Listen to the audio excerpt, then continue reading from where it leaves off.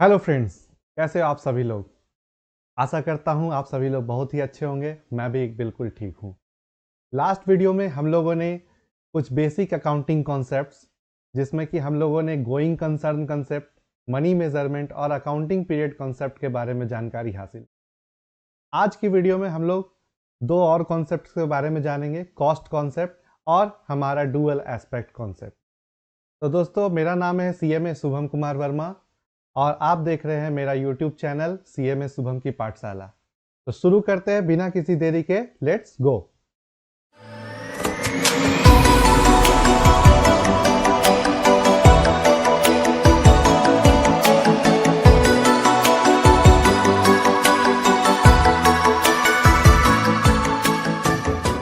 तो आज का जो हमारा टॉपिक है दोस्तों, वो है कॉस्ट कॉन्सेप्ट और हिस्टोरिकल कॉस्ट कॉन्सेप्ट। इसको कॉस्ट कॉन्सेप्ट भी बोला जाता है, हिस्टोरिकल कॉस्ट कॉन्सेप्ट भी बोला जाता है। ये कॉन्सेप्ट क्या कहता है? ये कॉन्सेप्ट कहता है कि अकाउंटिंग ट्रांजैक्शंस में एसेट्स, जो भी हमारे एसेट्स होंगे, ठीक है, जो भी एसेट्स होंगे उनको हम लोग परचेज प्राइस पे रिकॉर्ड करेंगे। परचेज प्राइस पे रिकॉर्ड करेंगे मतलब कि जो भी एसेट जिस प्राइस पे हम लोगों ने खरीदा है, उसी प्राइस पे हम लोग उसे बैलेंस शीट पे उसे अपने अकाउंट्स में उसे रिकॉर्ड करेंगे। हम लोग उसका फेयर मार्केट वैल्यू या करंट मार्केट प्राइस से उसे कोई मतलब नहीं होता है, ठीक है। हम लोग जिस प्राइस पे उसे परचेज किए थे, उसी प्राइस पे उसे रिकॉर्ड करेंगे एसेट्स को, ठीक है।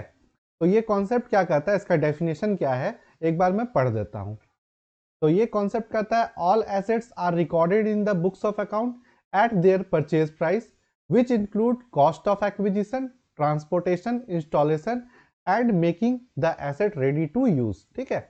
ये कॉन्सेप्ट कहता है कि जब भी हम लोग कोई एसेट का रिकॉर्ड करेंगे, एसेट को हम लोग जब अपने बुक्स ऑफ अकाउंट में रिकॉर्ड करेंगे, तो उसे हिस्टोरिकल कॉस्ट, यानी जिस कॉस्ट पे हम लोगों ने परचेज किया था, जिस कॉस्ट पे उसे हम लोगों ने रेडी टू यूज पे लाया था, उस कॉस्ट को हम लोग रिकॉर्ड करेंगे।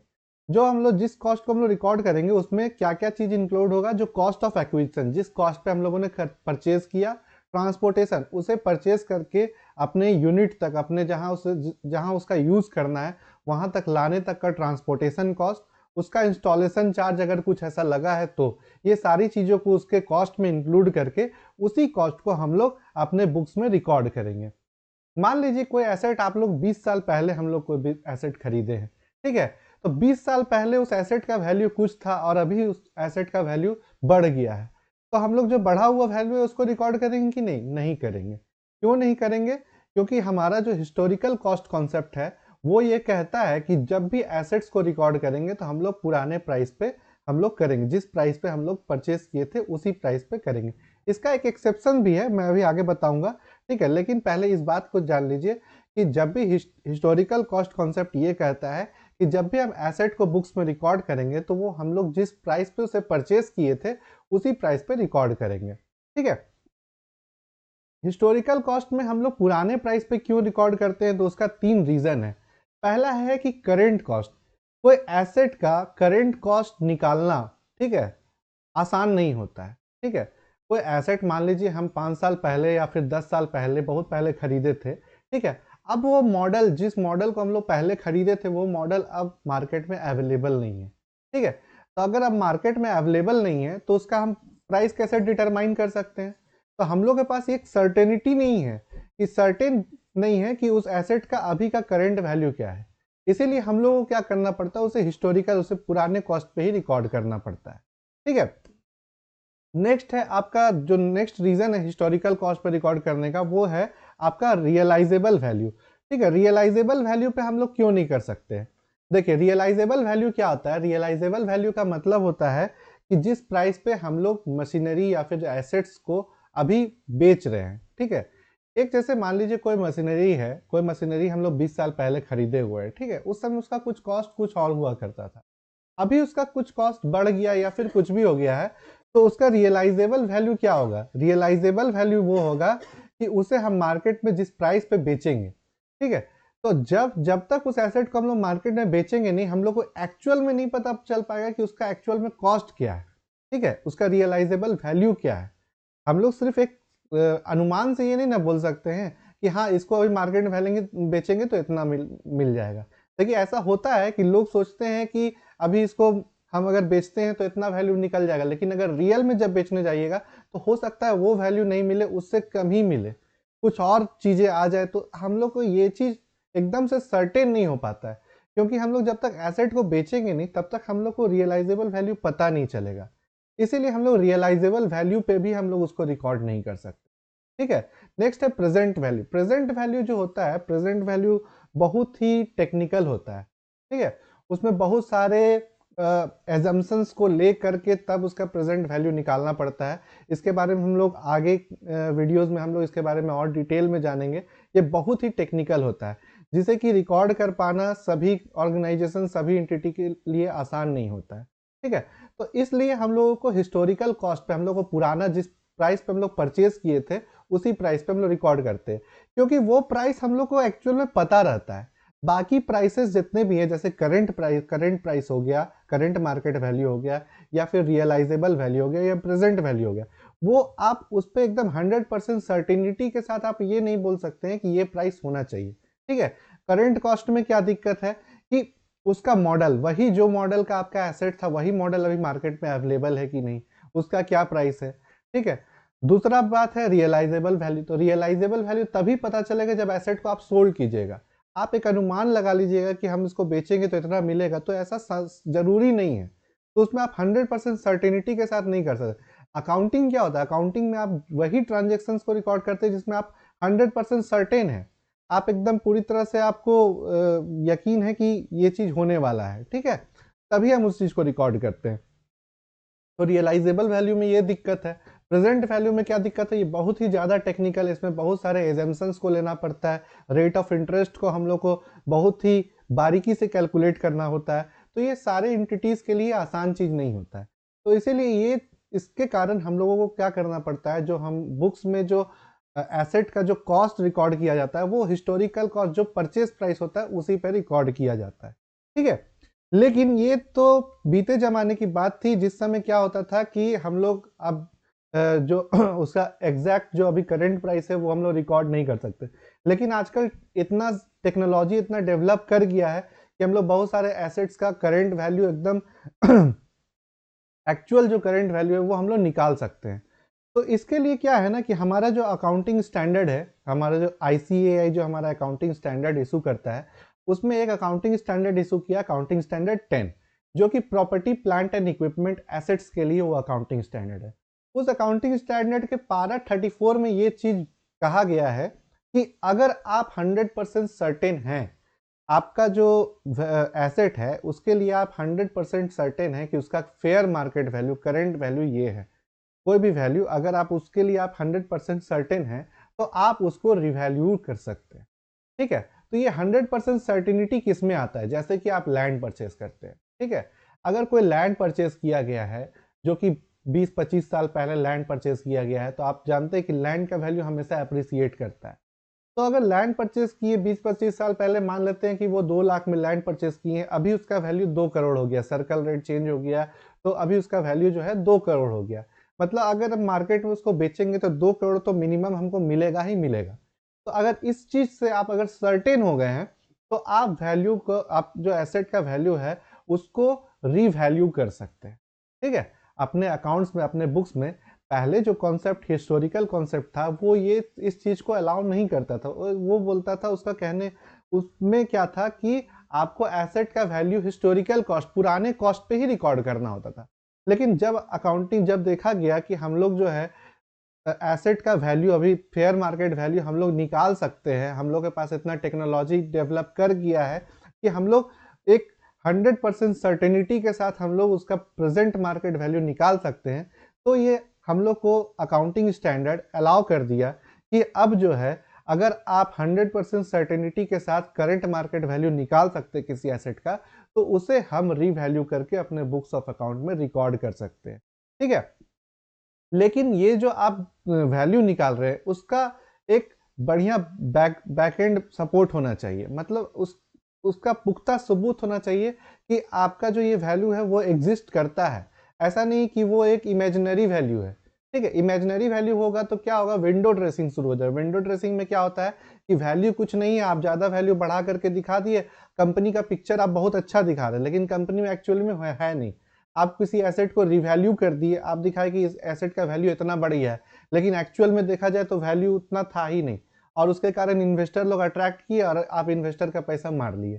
तो ऐसा आप नहीं कर सकते। आप एसेट का रिवैल्यूएशन तभी कर सकते हैं जब आपके पास एक 100% सर्टेनिटी, आपके पास सबूत रहे कि हाँ इसका वैल्यू इतना है, इसका वैल्यू इतना हो सकता है, फेयर मार्केट वैल्यू इसका इतना है रियल में, तभी आप उसको रिवैल्यू कर सकते हैं।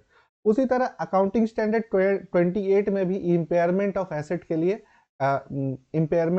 के लिए स्टैंडर्ड प्रोवाइड किया गया। इम्पेयरमेंट ऑफ एसेट क्या होता है कि कुछ कुछ एसेट्स क्या होते हैं कि ऑब्सोलेट हो जाते हैं, जो कि यूज नहीं होते हैं, ठीक है। आपके बुक्स में वो शो कर रहा है लेकिन वो एसेट यूज ही नहीं हो रहा है, तो उसको बुक्स ऑफ अकाउंट में दिखाने का क्या मतलब है, तो उसे हटाया जाता है बुक्स ऑफ अकाउंट में इम्पेयरमेंट करके, ठीक है। तो उसके लिए भी हमारे पास स्टैंडर्ड है, ठीक है।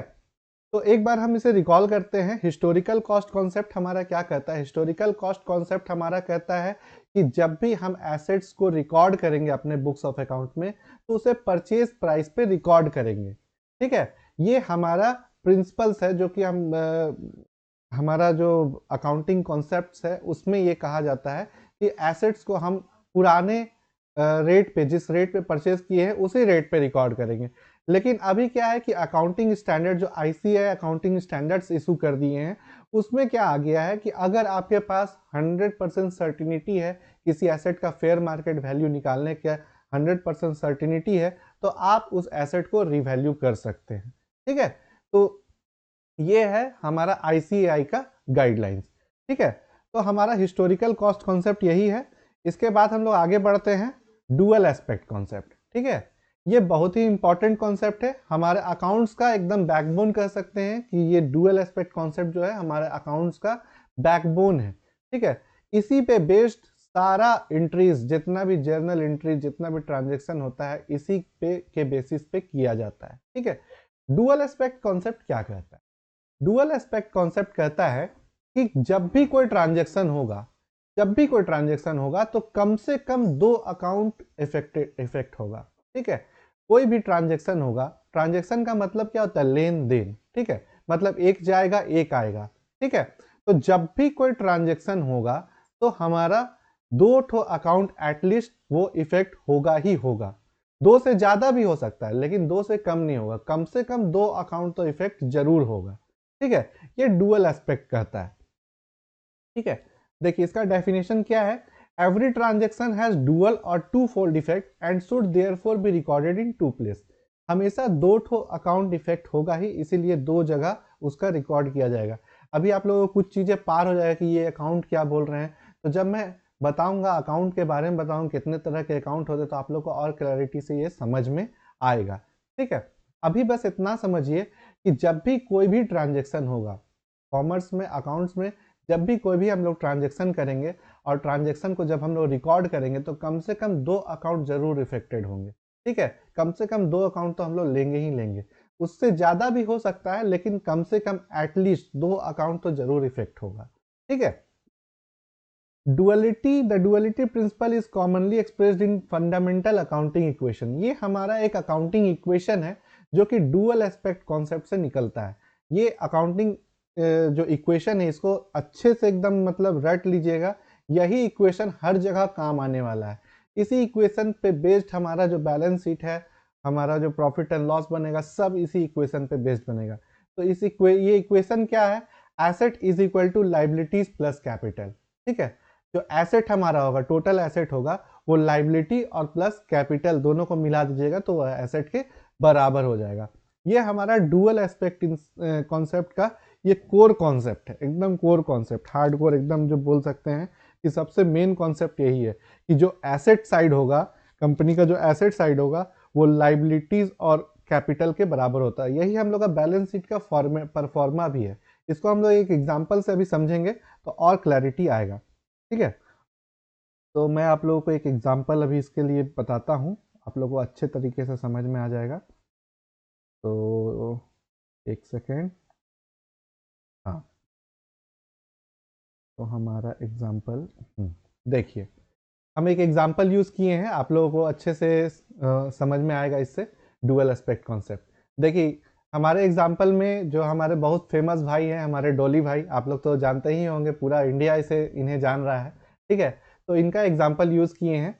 देखिए ये क्या करते हैं, डॉली भाई एक बिजनेस स्टार्ट करते हैं, ठीक है, अपना चाय का टपरी खोलते हैं, एक बिजनेस स्टार्ट करते हैं वो, ठीक है। और वो बिजनेस में वो इनिशियल इन्वेस्टमेंट 1 लाख रुपया का लगाते हैं, ठीक है।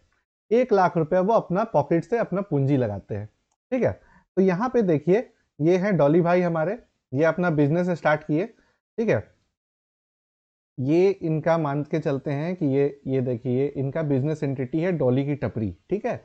ये इनका बिजनेस एंटिटी है, इसे हम लोग एक बिजनेस एंटिटी मान ले रहे हैं, ठीक है। और यहाँ पे इन्होंने इनिशियल इन्वेस्टमेंट किया 1 लाख रुपए का। तो देखिए 1 लाख का इन्वेस्टमेंट अगर ये कर रहे हैं तो इनके पॉकेट से क्या है, 1 लाख रुपया निकल रहा है, इनके जेब से यहाँ पर से 1 लाख रुपया ये निकाल करके ये क्या कर रहे हैं, अपना बिजनेस में डाल रहे हैं। जैसा हम लोग पढ़े थे इंटिटी कॉन्सेप्ट में, बिजनेस एक अलग इंटिटी हो जाता है, बिजनेस एक अलग इंटिटी हो जाता है। तो जब बिजनेस को ये 1 लाख रुपया मिलेगा, डॉली भाई क्या किए कि अपना बिजनेस खोले, डॉली की टपरी एक बनाए और उसमें वो 1 लाख रुपया का पूंजी निवेश कर दिए, ठीक है। तो जैसे ही ये पूंजी निवेश करते हैं तो क्या होता है, देखिए देखिए जैसे ही ये पैसे लगाते हैं 1 लाख रुपया, तो दो बातें होती है। ये पैसा तो सबसे पहले बिजनेस में डाल दिए, तो बिजनेस में जैसे ही पैसा आया तो बिजनेस में क्या हुआ कि कैश आ गया। सबसे पहले कैश आया, 1 लाख रुपया का कैश आ गया बिजनेस के पास, ठीक है। 1 लाख रुपया कैश आ गया। अब बिजनेस के पास जैसे कैश आया तो बिजनेस का क्या हुआ कि ये एक लाइबिलिटी बन गया ओनर के प्रति, ठीक है। बिजनेस का क्या हुआ, बिजनेस के एंटिटी में जैसे ही 1 लाख रुपया पैसा आया तो चूंकि बिजनेस को ओनर से अलग माना जाता है तो इसीलिए बिजनेस का क्या हुआ, एक लाइबिलिटी बन गया ओनर के प्रति। तो बिजनेस अपने बुक्स में 1 लाख रुपया इधर कैश दिखाया और दूसरा जो कैपिटल साइड होता है, लाइबिलिटी साइड होता है, वहां कैपिटल में वो 1 लाख रुपया इधर साइड में दिखा दिया, ठीक है, ठीक है। तो ये देखिए हमारा अकाउंटिंग इक्वेशन इक्वल हो गया, जितना एसेट है वही लाइबिलिटी है। यही हमारा अकाउंटिंग इक्वेशन भी है, asset is equal to capital plus liability, ठीक है। ये हमारा अकाउंटिंग इक्वेशन है। तो देखिए हमारा एसेट जो है, एसेट 1 लाख रुपया का, वो कैपिटल के बराबर है। एसेट इज इक्वल टू, यानी कि इधर भी 1 लाख रुपया, ठीक है, उधर भी 1 लाख रुपया, दोनों साइड 1-1 लाख रुपया। तो ये हमारा अकाउंटिंग इक्वेशन तैयार हो गया, ठीक है। तो डुअल एस्पेक्ट कॉन्सेप्ट यहाँ पे फॉलो हुआ, ठीक है। डुअल एस्पेक्ट कॉन्सेप्ट में जैसे ही एक ट्रांजेक्शन हुआ, डॉली भाई जैसे ही 1 लाख रुपया कंपनी में डाले तो कंपनी से ट्रांजेक्शन हुआ, कंपनी के पास क्या आया, 1 लाख रुपया आया और कंपनी क्या हुआ, उसका कंपनी का कैपिटल क्रिएट हुआ 1 लाख रुपया। कंपनी की देनदारी बन गई उनके ओनर के प्रति, उनकी देनदारी बन गई 1 लाख रुपया का। मतलब कंपनी क्या करेगा, इस 1 लाख रुपया का यूज करेगा, जो इंटिटी है डॉली की टपरी, जो इंटिटी है हमारी, वो 1 लाख रुपया का यूज करेगा और बिजनेस करके जो भी प्रॉफिट होगा वो उनके ओनर को लौटाएगा, ठीक है।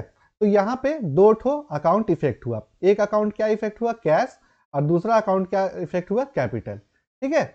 अगर इसका जर्नल एंट्री देखा जाए तो यहाँ पे जर्नल एंट्री आप लोग को अभी थोड़ा समझ में नहीं आएगा, लेकिन मैं एक बता दे रहा हूँ। इसका जर्नल एंट्री देखा जाए तो यहाँ पे जर्नल एंट्री हो जाएगा cash account debit to capital account.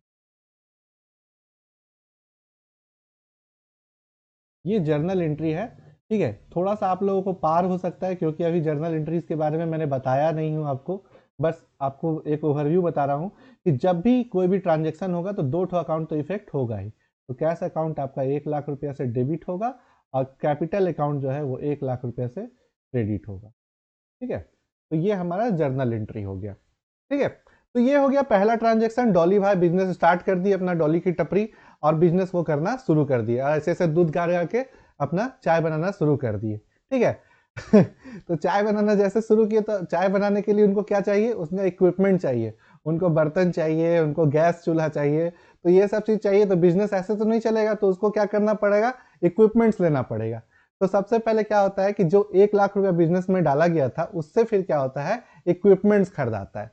जैसे ही ये बिजनेस एंटिटी में पैसा डलाया 1 लाख रुपया, अब बिजनेस के पास तो पैसा आ गया, अब उसको व्यापार करना है, तो व्यापार करने के लिए भाई सामान चाहिए ना, बिना एसेट का कैसे होगा बिजनेस, सिर्फ पैसा रख लेने से बिजनेस तो होगा नहीं। तो क्या कर रहे हैं, इक्विपमेंट्स खरीदते हैं। तो मान के चलते हैं कि 40,000 रुपया का डॉली भाई इक्विपमेंट खरीदते हैं, ठीक है। डॉली भाई 40,000, देखिए डॉली भाई ही काम तो सब डॉली भाई करेंगे, लेकिन जो भी काम होगा वो बिजनेस के एंड से होगा। तो हम लोग यहाँ बोलेंगे कि बिजनेस ये ऐसा करता है। तो बिजनेस क्या कर रहा है, डॉली का टपरी क्या कर रहा है कि जा करके मार्केट गया और जा करके एसेट खरीद के लाया। तो एसेट खरीदा 40,000 रुपया में, ठीक है। तो 40,000 में इक्विपमेंट आया, तो मान लेते हैं कि ये इक्विपमेंट जो है कंपनी के एसेट्स है, ठीक है, एसेट्स है, ठीक है। तो कंपनी का एसेट खरीदाया। अब देखिए यहाँ पे डुअल एस्पेक्ट कॉन्सेप्ट कैसे फॉलो हो रहा है, ठीक है। जब कंपनी गया मार्केट में एसेट खरीदने के लिए, तो कंपनी क्या कर रहा है, एक ट्रांजैक्शन करेगा, मार्केट में एसेट्स खरीद रहा है, इक्विपमेंट खरीद रहा है। मान के चलते गैस चूल्हा खरीद रहा है, ठीक है, गैस चूल्हा उसका एसेट हो जाता है। तो गैस चूल्हा जो है वो गैस चूल्हा खरीदेगा, उसके बदले में क्या करेगा, कैश देगा, पैसा देगा, है ना, क्योंकि कंपनी के पास अब 1 लाख रुपया आ चुका है। तो कंपनी अब क्या करेगा कि गैस चूल्हा खरीदेगा और उसके बदले कैश देगा, ठीक है। तो देखिए यहाँ पे 2 अकाउंट इफेक्ट हुआ, एक कैश गया और दूसरा गैस चूल्हा आया, ठीक है। 2 अकाउंट इफेक्टेड हो गया हमारा, एक कैश गया, दूसरा गैस चूल्हा आ गया, ठीक है। तो हमारा फिर यहाँ पे जो डुअल एस्पेक्ट जो है वो फॉलो होगा। और यहाँ पे देखिए हमारा जो डॉली का टपरी है, यहाँ पे गैस चूल्हा जिसको कि हम एसेट बोलते हैं, ठीक है, मान लेते हैं इसको फिक्स्ड एसेट बोलते हैं, फिक्स्ड एसेट, ठीक है। फिक्स्ड एसेट हमारा आ जाता है 40,000 रुपया का, 40,000 रुपया का ये फिक्स्ड एसेट एंटिटी जो है खरीद के ले आया। अब ये 40,000 रुपया का ये खरीद के ले आया, तो हमारा अकाउंटिंग क्वेश्चन गड़बड़ा गया। यहाँ पे देखिए इधर कैपिटल 1 लाख, इधर 1,40,000 हो गया। तो नहीं, यहाँ पे क्या हो रहा है कि कैश मेरा जो 1 लाख रुपया है वो घट जा रहा है, ठीक है ना, क्योंकि ये कैश से ही तो खरीदाया ना।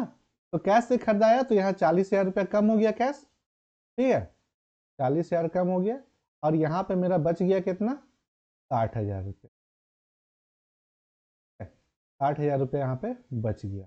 तो ये मेरा 40,000 और ये मेरा 60,000, ठीक है। तो दोनों मिला के 1 लाख रुपया हुआ। तो देखिए मेरा एसेट साइड में 1 लाख रुपया, कैपिटल साइड में भी 1 लाख रुपया, ठीक है। यहाँ पे जो दोनों अकाउंट इफेक्ट हुआ है वो दोनों एसेट साइड का ही अकाउंट इफेक्ट हुआ है। एक एसेट बढ़ा है, दूसरा एसेट घटा है।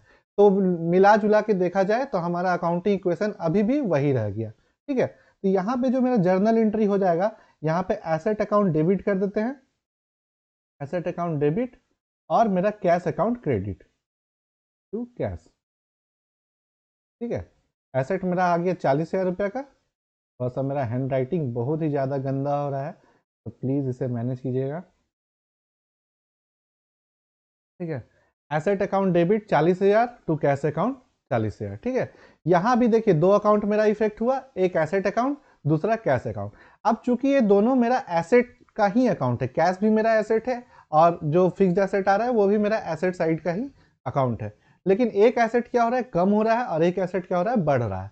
तो दोनों नेट अगर इफेक्ट देखा जाए तो दोनों मिला करके मेरा एसेट अकाउंट में उतना ही पैसा रह गया, ठीक है। अगर यहाँ देखा जाए तो यहाँ 60,000 रुपया कैश रह गया और 40,000 का फिक्स्ड एसेट हो गया, ठीक है।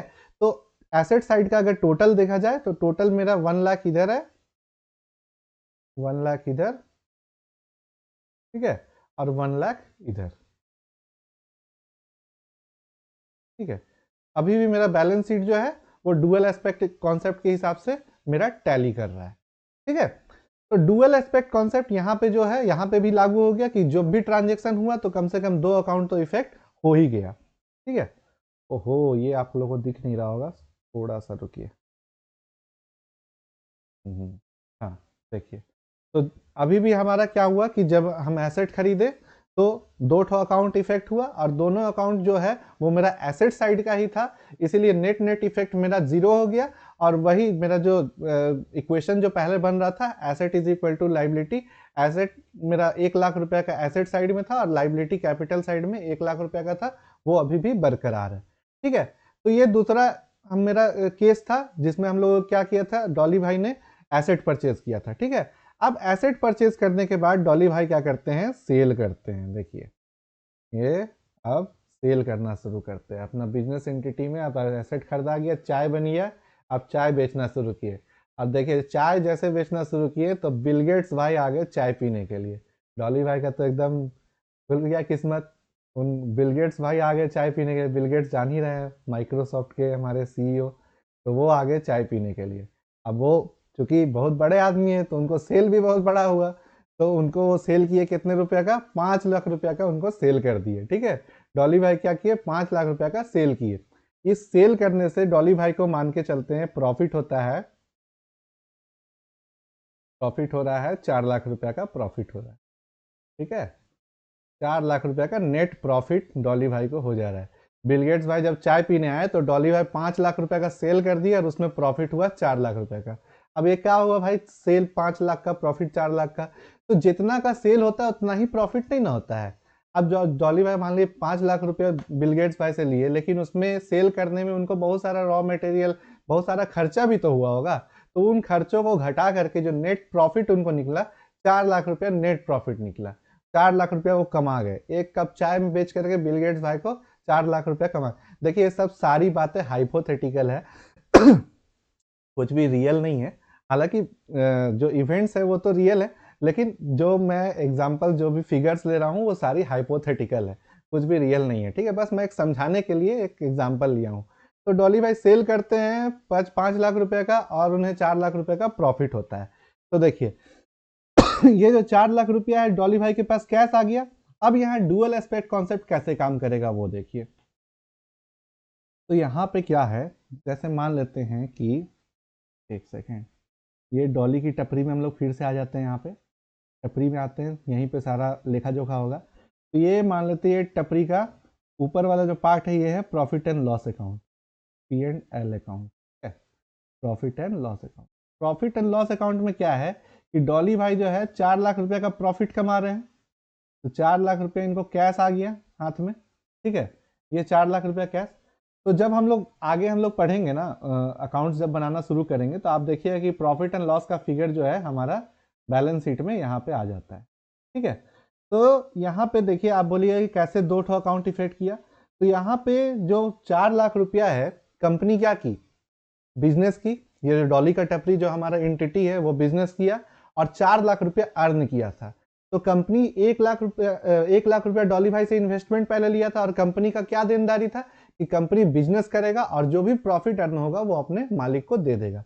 ठीक है, तो ये 4 लाख का जो बिजनेस का जो प्रॉफिट हुआ, ये कंपनी का क्या हो गया, लाइबिलिटी साइड में चला जाता है। ठीक है, कंपनी का देनदारी हो जाता है कि ये पैसा कंपनी का नहीं है, वो क्या करेगा, जो उनके मालिक है उनको ये दे देगा। तो जब 4 लाख रुपया का प्रॉफिट आएगा तो उसके लिए एंट्री यहाँ पे आ जाएगा। यहाँ पे प्रॉफिट जो है आपका इस जगह पे आ जाएगा, कैपिटल में आपका आकर के यहाँ पे बढ़ जाएगा। ठीक है, प्रॉफिट 4 लाख रुपया का, 4 लाख रुपया का आपका प्रॉफिट बढ़ गया, और आपका इधर कैश भी 4 लाख रुपया का बढ़ गया। देखें, ये आपका, यहाँ पे हम इस फिगर को डिलीट करते हैं। यस,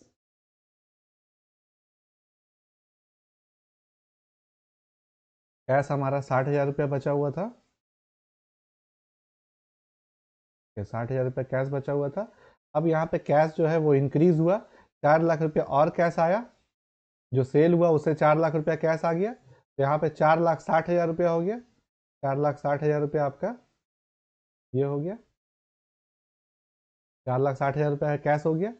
और यहाँ पे हमारा एक सेकेंड, ये जो मेरा बैलेंस शीट बना, ये बैलेंस शीट का जो वैल्यू हो गया, अब बैलेंस शीट का जो टोटल वैल्यू हो गया वो यहाँ पे हो गया एक 4,60,000 ये वाला, और 40,000। तो 4,60,000 प्लस 40,000 यानी कि 5 लाख रुपया मेरा बैलेंस शीट का एसेट साइड बन गया। ठीक है, अब लाइबिलिटी साइड में 1 लाख पहले से था, और 4 लाख रुपया यहाँ पे प्रॉफिट एंड लॉस अकाउंट से यहाँ पे आया, तो यहाँ पे 5 लाख रुपया आपका, 5 लाख रुपया यहाँ भी टोटल। ठीक है, तो मेरा asset is equal to liability हो गया। ठीक है, अब यहाँ पे देखिए इसका एंट्री क्या होगा, जब मेरा प्रॉफिट हुआ। ठीक है, जब मेरा सेल हुआ, अब मेरा प्रॉफिट हुआ 4 लाख रुपया का, तो यहाँ पे एंट्री हमारा क्या हो जाएगा, यहाँ पे एंट्री हमारा हो जाएगा cash account debit, cash account debit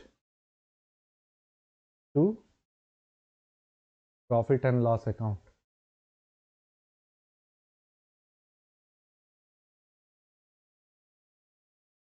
ठीक है, to profit and loss account, cash account debit, यहाँ पे दो एंट्री होगा, cash account debit to profit and loss account 4 lakh रुपया, 4 लाख रुपया, 4 लाख रुपया तो हुआ, पहला एंट्री ये होगा। दूसरा एंट्री होगा, ये प्रॉफिट एंड लॉस अकाउंट से फिगर जो है हमारे कैपिटल में जाएगा।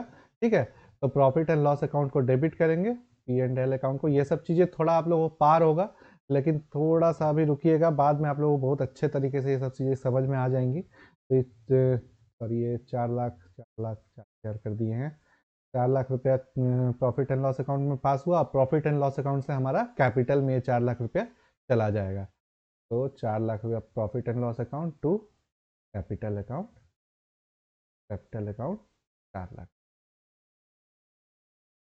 तो ये अकाउंटिंग इक्वेशन में देखिएगा कि प्रॉफिट एंड लॉस खत्म हो गया, कैश टू कैपिटल अकाउंट हो गया, नेट नेट। ठीक है, तो यहाँ पे हम लोग देखें कि कोई भी ट्रांजेक्शन का दो इफेक्ट होता है। थोड़ा सा लास्ट वाला आप लोगों को थोड़ा सा पार हुआ होगा, लेकिन आप ज़्यादा घबराइए नहीं। जब हम इसे और जब हम अकाउंट्स के बारे में बताएंगे तो आप लोग को ये चीज़ें अच्छे से समझ में आ जाएगी। लास्ट वाला ट्रांजेक्शन में यही देखिए कि डॉली भाई क्या किए कि 4 लाख रुपए का उनको प्रॉफिट हो गया। तो 4 लाख का प्रॉफिट हुआ तो कम से कम दो अकाउंट तो इफेक्ट होगा। 4 लाख जो प्रॉफिट हुआ वो क्या हुआ, डॉली भाई के बाद कैश आया 4 लाख रुपया, और उससे क्या हुआ कि कंपनी का कैपिटल, डॉली भाई का कैपिटल जो है 4 लाख रुपया से बढ़ गया। क्योंकि डॉली भाई 1 लाख रुपए लगाए हुए थे कंपनी में, अपने टपरी में 1 लाख रुपया लगा के रखे हुए थे पहले से। तो कंपनी का ये क्या दायित्व था कि कंपनी उस 1 लाख रुपया को यूज करेगी, उससे प्रॉफिट जनरेट करेगी, और जो प्रॉफिट होगा वो अपने ओनर को लौटा देगी। तो वही हुआ कि ये जो 4 लाख रुपया का प्रॉफिट हुआ वो किसके पास गया, डॉली भाई के पास चला गया। उनका कैपिटल जो है वो 1 लाख रुपया से बढ़ के 4 लाख रुपया हो गया। ठीक है, तो डुअल एस्पेक्ट कॉन्सेप्ट हमारा यही कहता है कि कोई भी ट्रांजेक्शन होगा तो एटलीस्ट दो अकाउंट इफेक्ट तो होगा ही होगा। ठीक है, यही हमारा डुअल एस्पेक्ट कहता है। तो इस एग्जांपल से आई थिंक कि आप लोगों को अच्छे से समझ में आया होगा कि कोई भी ट्रांजेक्शन से दो अकाउंट इफेक्ट होते हैं, और दोनों अकाउंट जो होते हैं वो नेट नेट हमारा इक्वल हो जाता है। जो हमारा बेसिक अकाउंटिंग इक्वेशन है, asset is equal to liabilities plus capital, वो हमेशा सस्टेन करता है, हमेशा रिटेन करता है। ठीक है, तो ये था हमारा डुअल एस्पेक्ट कॉन्सेप्ट। आज की वीडियो में दोस्तों इतना ही। नेक्स्ट वीडियो में हम लोग और कुछ अकाउंटिंग कॉन्सेप्ट्स बच गए हैं, उन्हें हम लोग कंप्लीट करेंगे, उसकी हम लोग चर्चा करेंगे और उसे समझने की कोशिश करेंगे। तब तक के लिए धन्यवाद।